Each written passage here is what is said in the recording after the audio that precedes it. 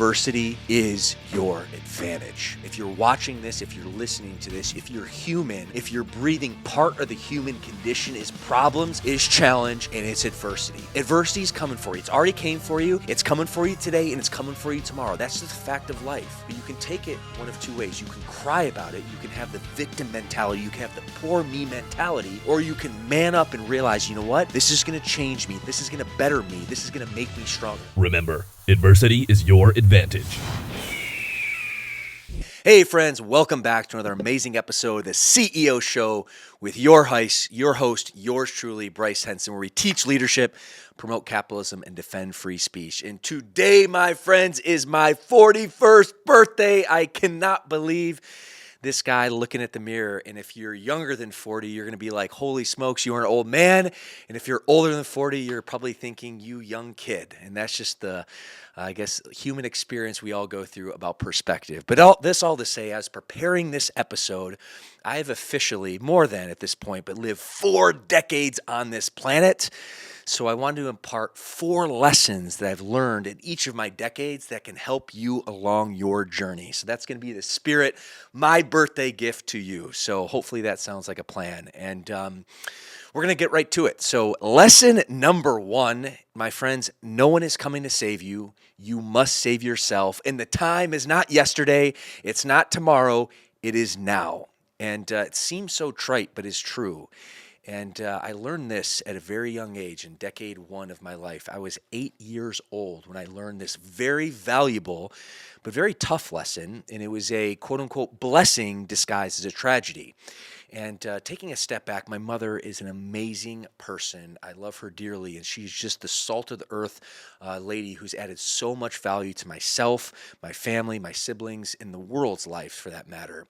And from her perspective, she always wanted to be a stay-at-home mom, and she was looking for that knight riding on a white horse. And unfortunately, she just picked the wrong knight, but really there was a big lesson. It was an oversight on her part, and I love her dearly. We all make mistakes, myself included, many for that matter.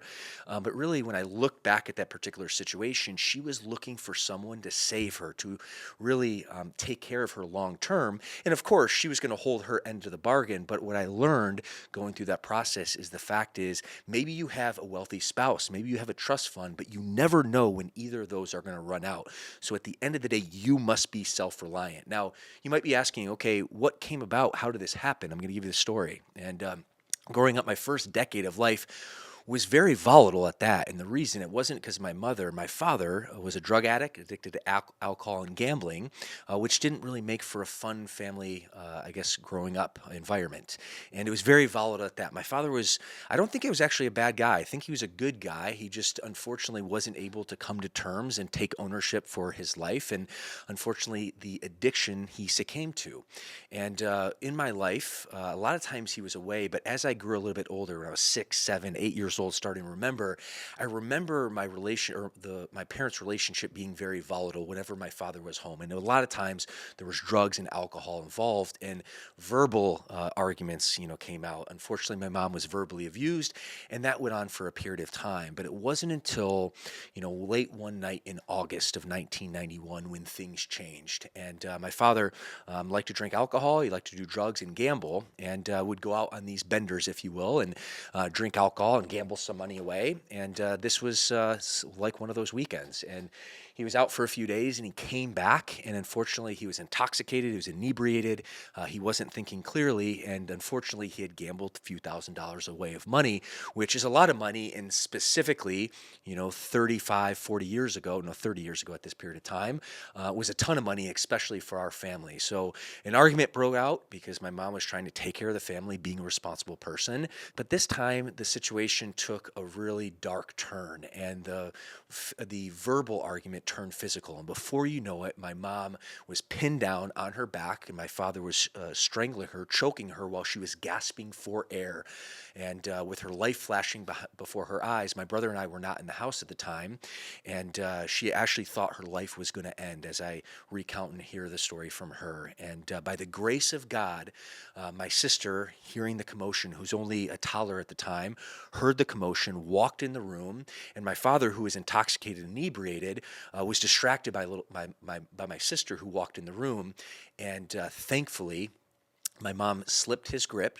Her knees hit the ground. She called out to my sister. She ended up grabbing her and, like a bat out of hell, got out of that house. And our life never looked the same again. We actually moved to the state of Michigan for the better part of 14 years. When my mom got herself on her feet, my grandma took us in, and it was a very traumatic situation, as you would imagine.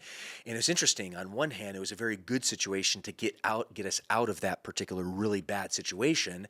But anytime you do something bold or new or transition to something different, so a lot of times the landing isn't soft, and the landing was not soft for us. My mom had no expectation that she was going to have to be a single mom, raise 3 kids. She had been out of the working world for a long period of time. And what I realized is, and again, no fault to her, she meant very well and she did everything she could. I learned so much from her in the process of, valuing family and rolling up her sleeves and, going to work and getting gritty and doing everything she possibly could to take care of her kids, which she did in spades. But when I took back and what I realized in that moment in time is that my mom had this thought that my father was going to be the provider and take care of her.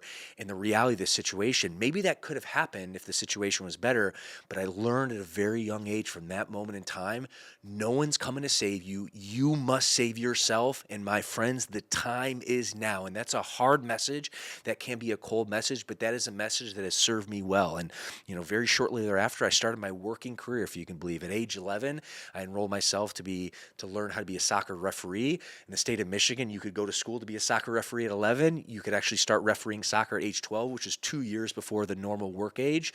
So from that moment in time, I learned that lesson, and I started hustling. And 30 years later, I've built a really strong career and a strong mindset for that. So this all in mind, the message behind that message is you must take full accountability, full responsibility for you. You can't be pointing fingers because no one is coming to save you. Now, there's a few things you can do in terms of better your mental outlook at life from a professional, from a physical, from an emotional, and from a spiritual perspective. So from a professional's perspective, you need to learn how to lead, market, and sell. If you can lead, if you can market, and you can sell, if you can do one of those skill set, you are off to a really good start. If you can do 2, even better. If you can do 3, you can write your own ticket from a financial perspective long term. So gain some skills that are going to be able to add value to your life from a professional perspective. Physicality, we're going to talk about this in my second big lesson, but the fitness is the foundation of your life. Get fit, be healthy, you will live a longer life.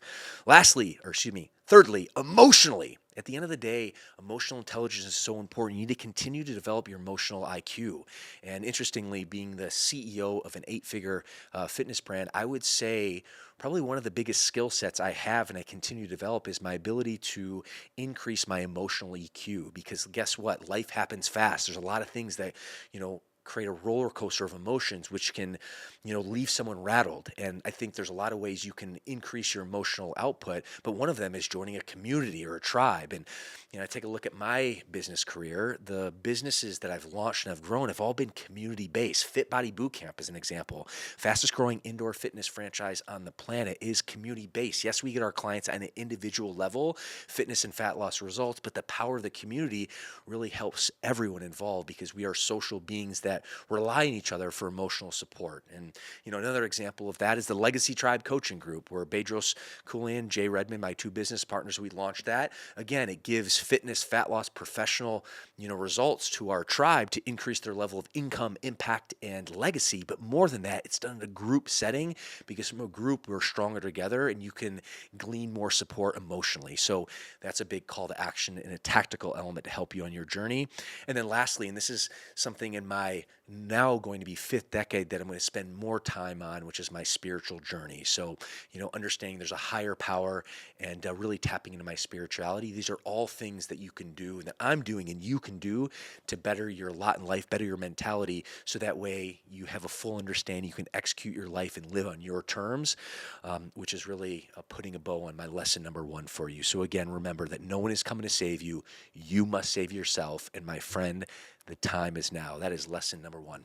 Lesson number 2, travel gives perspective. And what I've learned about life is leadership is perspective. Perspective is leadership. And if you want to have a higher quality, higher output life, you need to develop leadership skills. In fact, my framework for leadership is lead yourself, lead your family, and then lead your empire in that order. And a way to do that is through travel. And I can tell you, on my 4 decades, I've been very blessed. I've visited 39 states here in the U.S. I've visited 40 countries. In fact, just recently, early this month, I just got back from a trip, a 10-day trip to the U.K.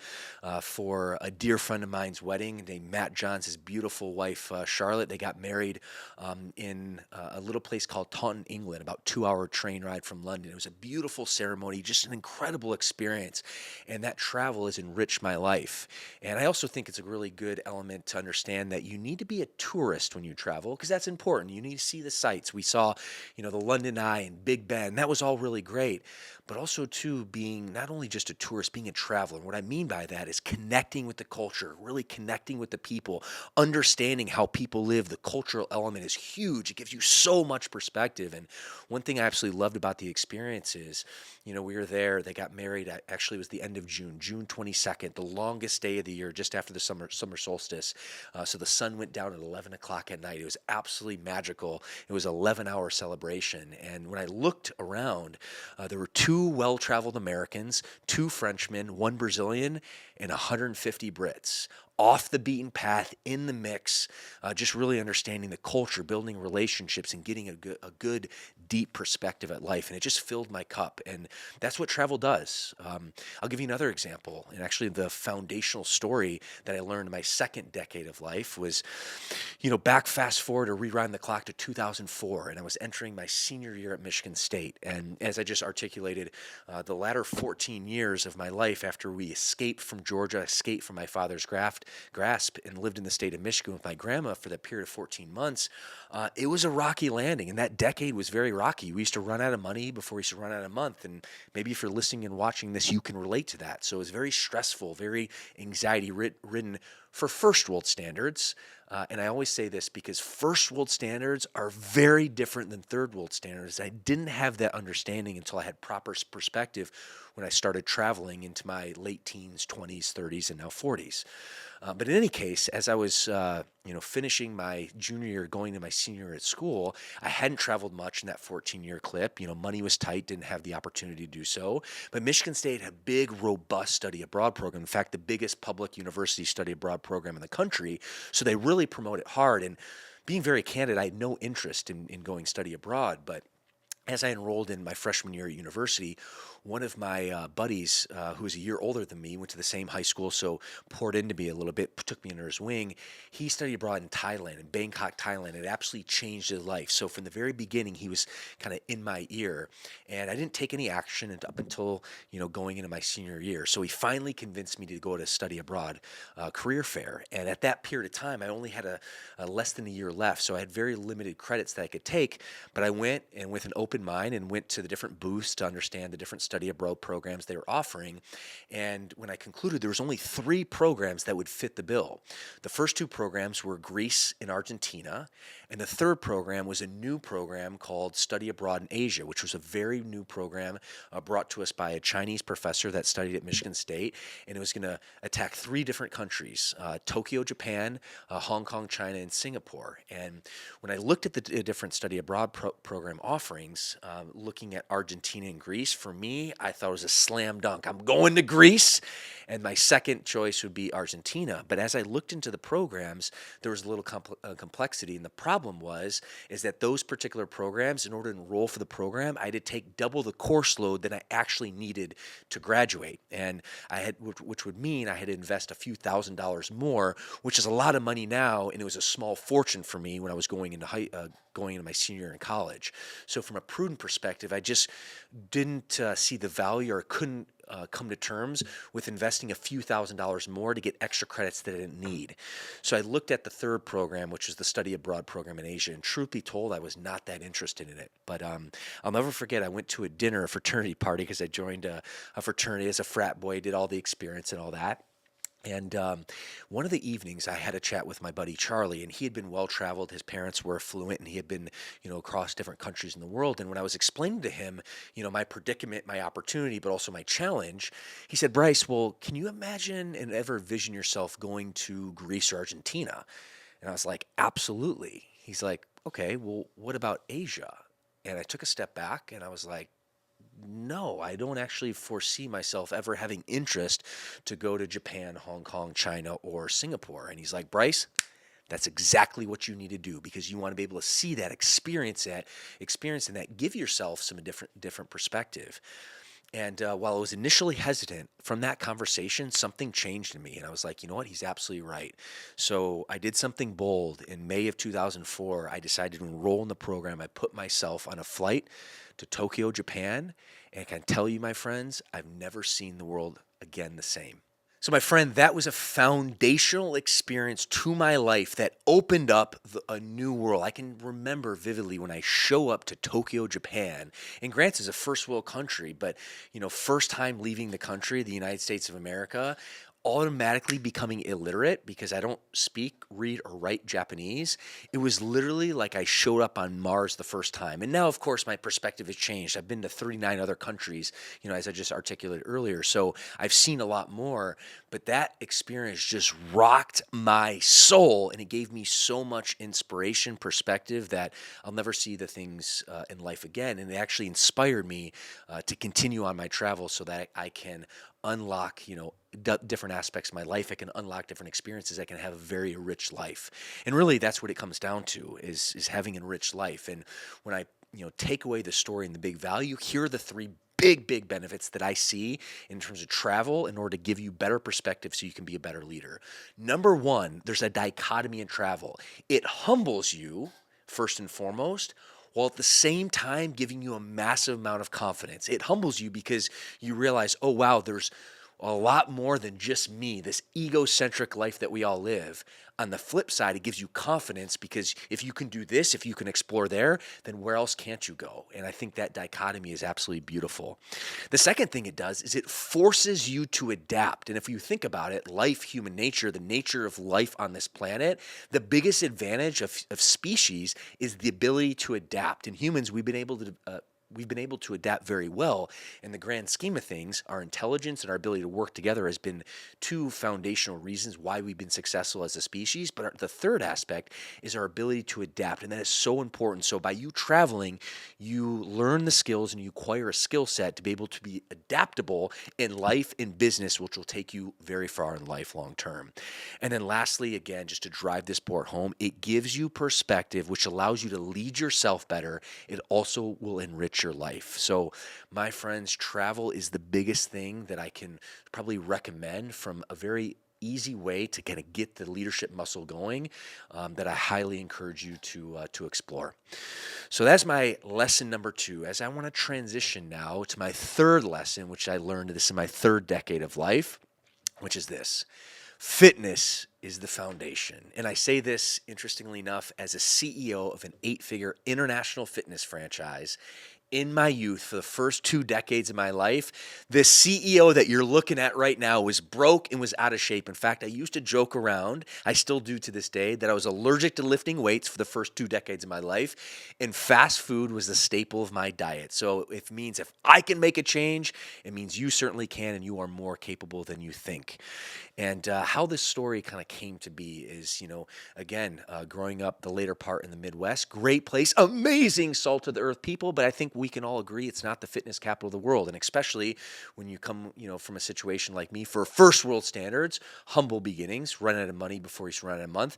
Taco Bell, fast food is, cheaper, at least short term, than good nutrient dense whole food. Also, too, from a cultural perspective, 20 years ago, fitness was not, top of mind. It's getting a lot better, although there's a massive problem with the obesity epidemic in our country. 80% of our population here in the States States, 20%, okay, of our children population is statistically obese, overweight, which is a massive, massive issue. So this all to say, this is the culture and the environment that I grew up in.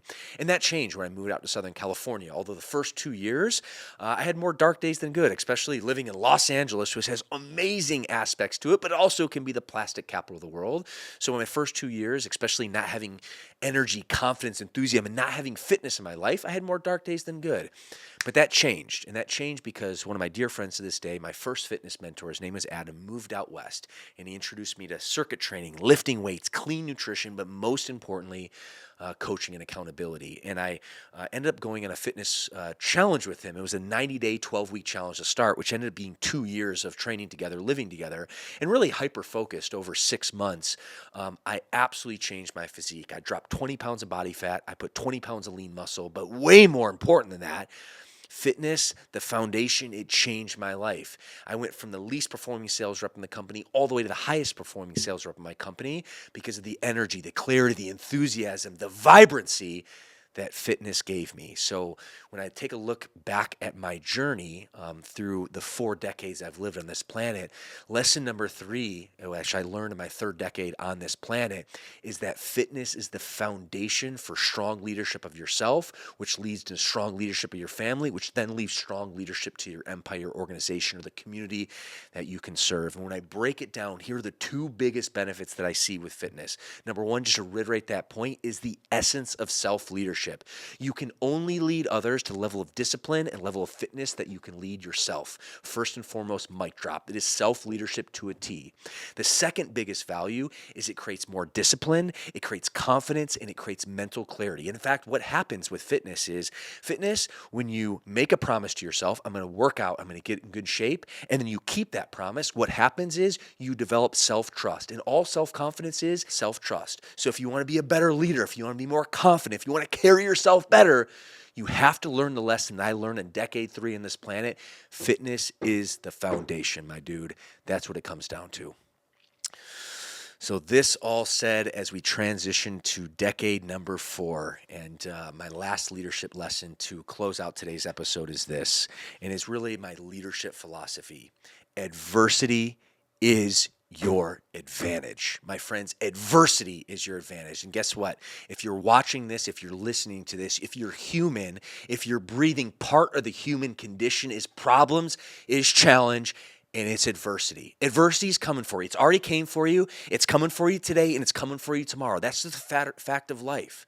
But you can take it one of 2 ways. You can cry about it. You can have the victim mentality. You can have the poor me mentality, or you can man up and realize, you know what? This is going to change me. This is going to be better than me. This is going to better me. This is going to make me stronger. Now, you love this analogy. It's the fire.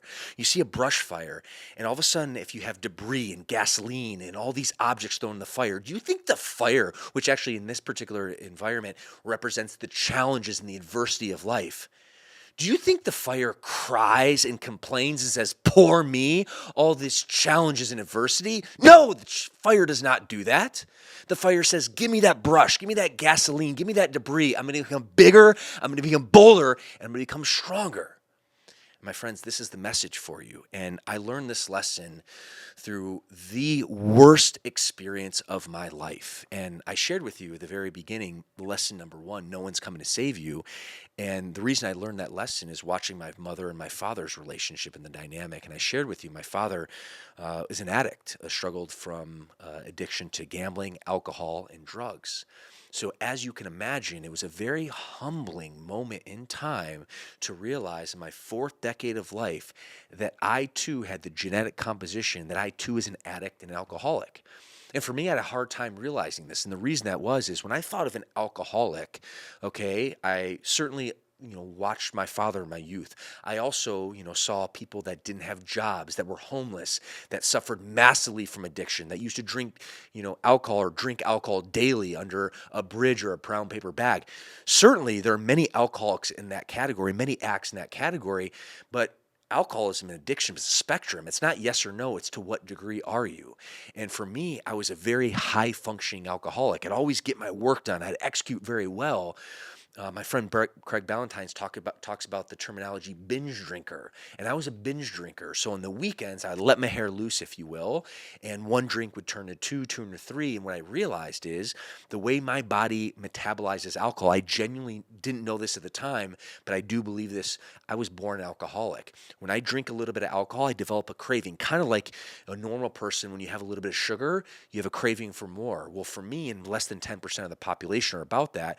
When we have a little bit of alcohol, our body metabolizes and develops a craving, want more. Well, the problem is sugar is a very dangerous drug long term as well, but alcohol will freaking make you go crazy and cause a lot of negative side effects. Well, it certainly did for me as well. And as my, third decade or my second and into third decade of life transpired in my fourth decade, what I realized was while I drank less frequently, I would actually drink more aggressively and violently, if you could say. So it was a very humbling moment in time realizing that, it dawned on me, I too might have a problem with alcohol. So this was the foundation that I was going through. It was a very painful, very challenging time in my life to come to this realization and actually to continue to live through that. Even though it wasn't frequent, it became a growing problem. But it wasn't until the worst moment of my life, someone that I absolutely love, someone dearly close to me, seeing her go through a very, very challenging situation with alcohol. And a lot of the same issues were magnified. And unfortunately, the situation was dramatically worse. But all this to say, we had a working relationship and work environment, and we had a come to Jesus moment. And ultimately, I had a conversation with this person who I love, who I dearly love to my soul. And ultimately, to continue on our working relationship, I said, this can't happen. Forever is a long time. So I'm not going to ask you forever, but for the next 12 months, okay, if we want to work together in this environment, alcohol needs to be removed from your life. And ultimately, after having that deep, heavy conversation, after a multitude of situations, a climax situation that happened, of many, unfortunate situations caused by the darkness of alcohol, after delivering that message, I went home. And it was a very heavy, emotional conversation. One, seeing my loved one in distress, seeing the chaos of alcohol, seeing the cycle of addiction continue to repeat was extremely, extremely gut-wrenching. But also knowing that I too had an issue with it as well. And I'll never forget, I went to bed that night after having that heavy conversation. I woke up. And when I woke up, I looked in the mirror. And I had a deep, dark look at the mirror. And when I realized in that mirror moment, and I can understand why for good reason, our society will forgive criminals, but not hypocrites. And I looked at the mirror and I said, Bryce, you are being a hypocritical person. You are being an ineffective leader. How can you ask someone else to do something that you are not willing to do yourself? And in that moment in time, what I realized was that I too needed to man up and I needed to remove alcohol in my life. And there was probably nothing that I could do physically to help this other person physically remove alcohol from their life, my family member that I absolutely love and care for. But what I realized was that I could keep my side of the street clean, that I could lead by example. I could lead with moral authority. I could walk my own talk and I could remove alcohol from my life. And my friend, going through that particular experience and removing alcohol from my life was the most liberating experience of my life. This story happened in December of 2016. So I'm extremely excited on one hand to be able to profess that to you, but really taking this back and the learning lesson that I want to impart on you is that adversity is your advantage. Take whatever challenge, take whatever quote unquote disadvantage that you see initially in your life and then make that your advantage. And for me, I'm an alcoholic. I'm an addict to a T, by design, ultimately genetic wiring. So on one hand, I could cry about it. I could complain about it. I could say, poor is me, woe is me, victim mentality, Bryce.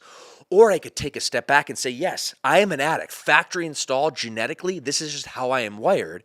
But I can do one of two things. I can go down that path, or I can take this and make this my advantage. And what I've been able to do is I've shifted that.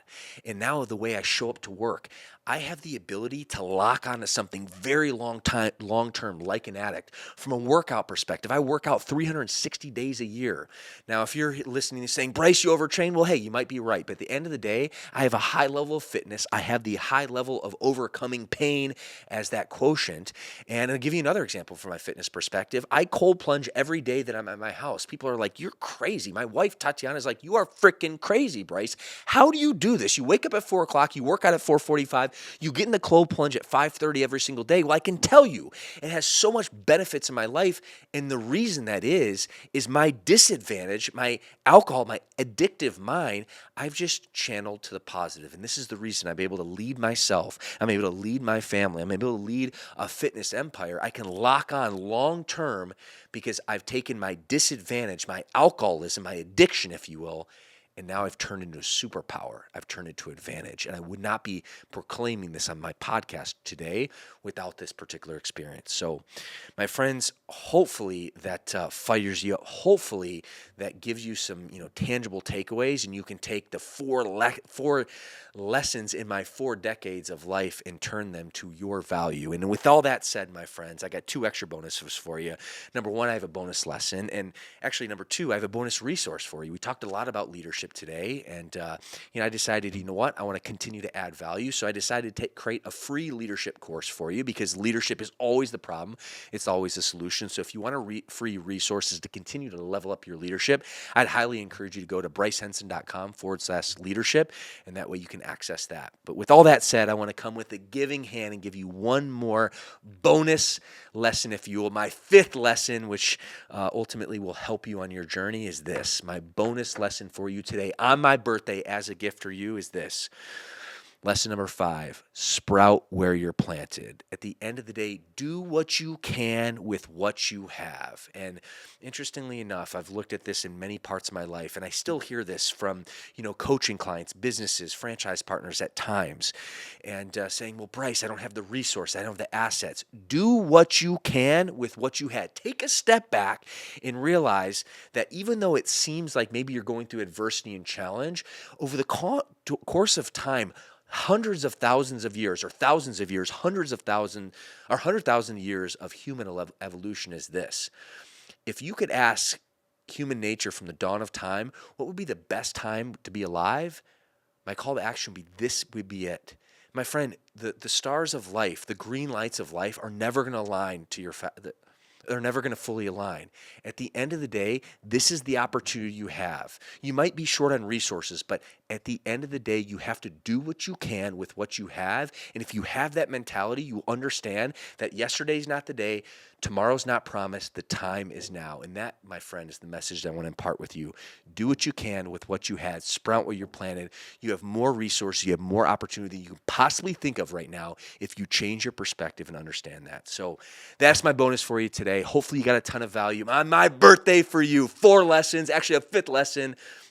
But the last takeaway is that. So as I close out this episode, I want to remind you that adversity is your advantage. I know you got some value. My simple ask for you is like this, subscribe to this, because what I've also realized is 98% of our viewers who actually digest this content are not subscribed. So subscribe to this so that way you can continue getting this content for free. And my friends, we'll see you in the next episode.